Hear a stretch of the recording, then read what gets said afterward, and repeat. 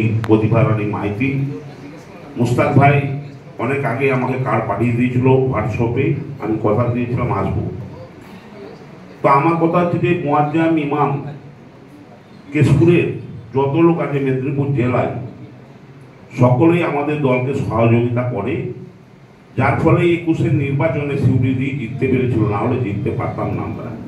খুব বাস্তব কথা, কারণ 359টা ভোট 59টা বুথ ছিল, আমরা 158টায় লিড পেয়েছিলাম, আর বিজেপি পেয়েছিল 201টায়। তার সত্ত্বেও আমরা 22,000 ভোটে সিউড়িকে লিড দিয়েছি।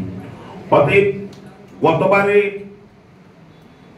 দেবকে আমরা 92,000 ভোটে লিড দিয়েছি। এইবারে আমাদের লক্ষ্য 1 লক্ষ পার। এই আবেদন রেখে আমার বক্তব্য আমি এখানে শেষ করব।